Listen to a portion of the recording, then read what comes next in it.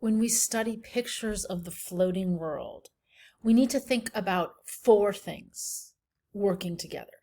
The medium and technique of woodblock printmaking, the kind of pictures these are. We need to think about the audience, who were the common people of urban Edo, who were the commercial class, the chonin, the lowest class. And we need to think about the subject. The word Ukiyo means the floating world of pleasure, which the pleasure quarters of the city, where you go to have fun, whether that's with a courtesan sex worker or in a tea shop or a bathhouse. And these districts were unlicensed. They were illicit places, not approved of by the official bureaucracy.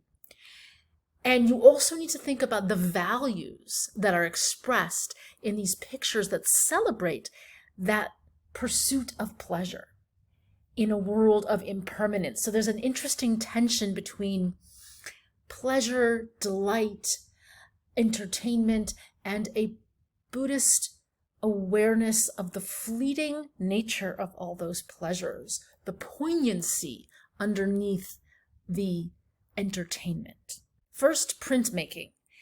Printmaking is a mechanical system, meaning it's a way that you can make repeated images without having to do each one by scratch, by freehand. And it goes back to the Chinese inventing it way back with seals in the Han Dynasty. So you see here a wooden block carved into a seal with the carved characters that can hold ink so that if you press it against paper, you leave an impression.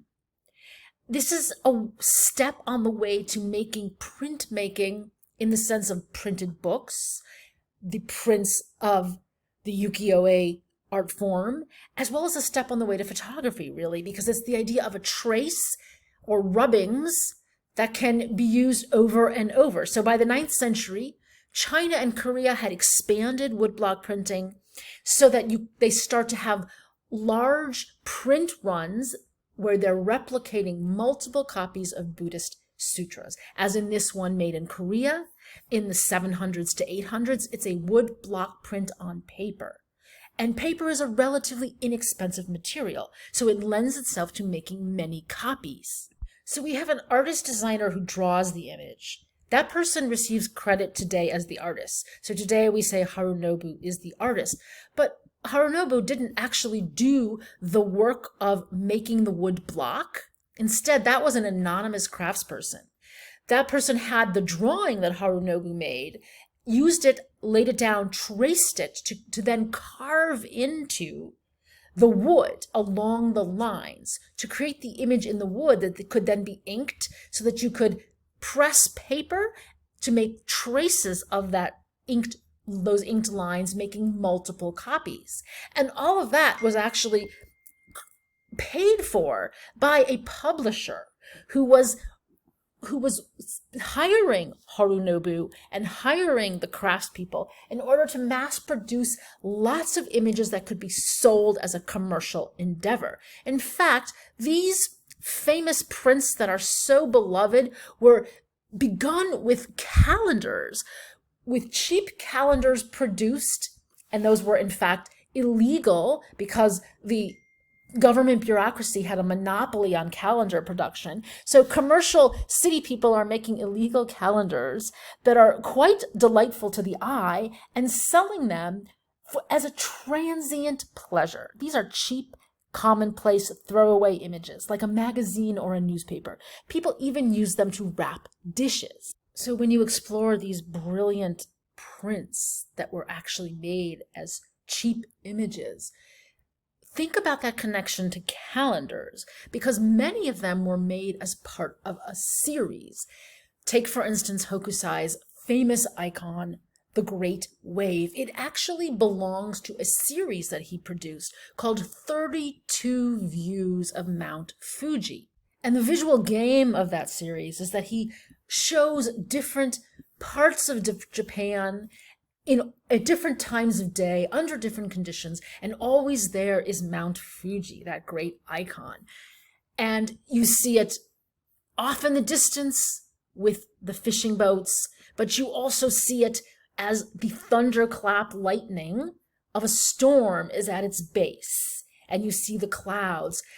There's a playfulness about the series that is also essential to woodblock printing as something that can be produced in multiples.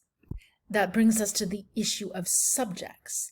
Which subjects appealed to these chonin city people who are purchasing these prints, while tourist destinations were a favorite subject, such as the famous plum orchard, where the artist Hiroshiga, one of the great practitioners of woodblock printing, shows us the plum tree, shows us the blossoms, but also shows us in a little clever kind of peekaboo through the plum tree, the people who have gathered, because this is a place to go, a destination, as we would say. We talked today about destination restaurants or destinations, tourist places where people go to enjoy themselves, but also to see and be seen, as these people are, these city people gathered here together, socializing among the plum blossoms.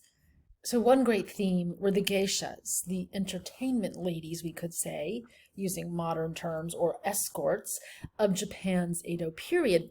The courtesans, sex workers, they lived lives both glamorous and arduous in that they were indentured servants to tea shop owners, yet they were not just prostitutes who have sex for money.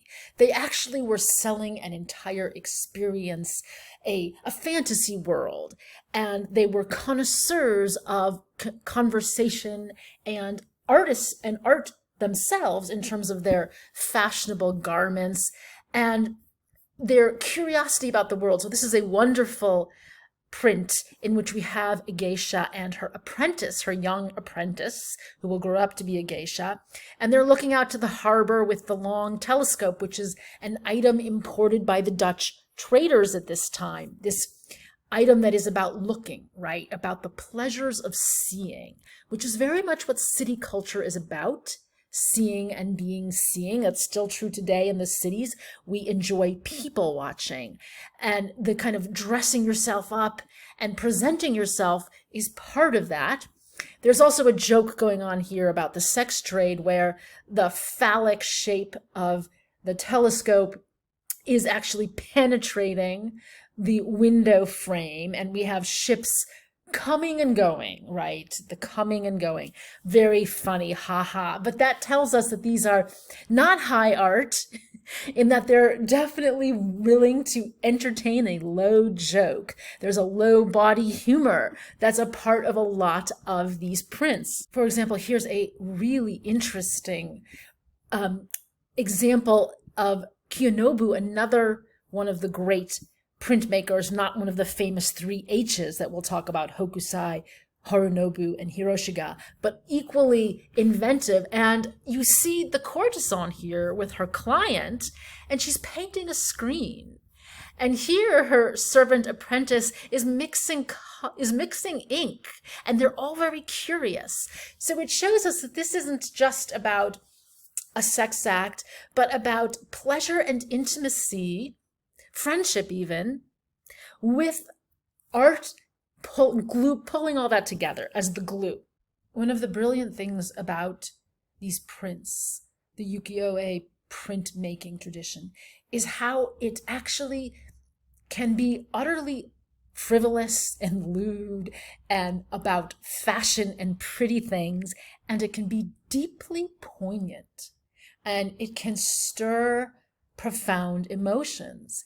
So here we see in Harunobu's Evening Bell at the Clock, again a series, 8 views of the parlor, we have this young woman washing herself to prepare herself for her date or her client, and her assistant, her maid, is looking out as the clock chimes. Time is passing.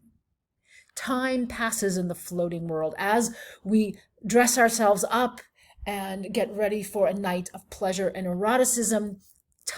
life is impermanent and everything is always moving away, disappearing. And so there is this undercurrent of actually deep philosophy about the floating world as also meaning the Buddhist sense of life as floating away. On the other hand, these prints are very much like a fashion magazine. They're about celebrity culture. And Harunobu's favorite subject actually was two famous beauties of the day, sort of the it girl, to use a phrase from the 1960s, the fashion heartthrob girls of Edo, who were the daughters of shopkeepers. So the daughter of the proprietor of a tea house was Osen, and Ofuji was the daughter of the owner of a toothpick shop. And she was named the Ginkgo girl because there were ginkgo trees by the shop, but also a kind of poetic likening of her slender form to the ginkgo tree's slender beauty. So she's here flirting with a young samurai, depicted as being graceful. Both are really graceful and beautiful with no individuality. So we still have that mask face that we have known since Heian period painting. And we really see how, again, art is a theme. We see prints and paintings and images on stock and for sale, part of the spectacle of the floating world. In this way, we can say that the ukiyo-e anticipate American pop art in a love of superficial glamour, entertainment culture, fashion icon, celebrity culture, and also in the medium. In that all those elements of celebrity culture and fashion magazines and theater heartthrobs, all of that is transmitted through reproducible artworks that can be sold cheaply to the masses, which is what Andy Warhol is evoking and invoking when he makes a Maryland diptych in 1962 using silkscreen, which is essentially an offshoot of wood block printing. It is also a reproducible printmaking method. And it's very much about the kind of desires stoked by image culture and by celebrity allure in an age of spectacle. So it's very interesting that these great prints were sort of cheap throwaway images in Japan in their original time period, but they actually were recognized by French painters in the 19th century as being astonishing, thrilling, and they became a major inspiration for painters who were known as Impressionists, although other painters as well.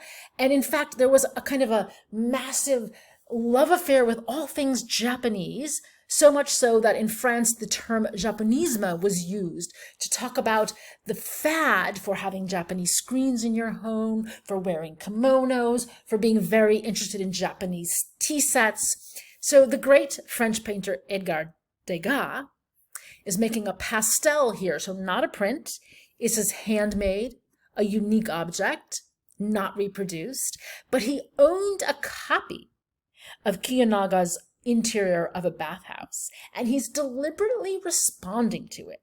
He's really interested in the play between flatness and depth that occurs throughout, so that bodies are very naturalistic in some ways, where their limbs are supple and they seem very true to a lived body. And yet there's also a simplicity in the boards, the planks, the wood, that creates a kind of a simplified, stylized cartoon effect. And also allows for complicated relationships of near and far. Degas is fascinated by how this screen here, which is an image, right? An image inside the image, blocks our view of the woman, but in the process actually frames our view of her cleaning her crotch. So there's a very voyeuristic little joke going on here about whether she's hidden or on display. And there's a kind of erotic quality to that, which Degas is playing off of, where this woman seems not to see us, to be completely unaware of the viewer. And again, we have this sharp edge that seems to press against her and allow us to, as it were, spy on her. Slightly later than Degas painting his bather, Van Gogh also was massively in love with Japanese art and studied Hiroshiga's plum orchard print. Again, this is a painting, it is not a print, so it's a unique object, handmade, not reproducible.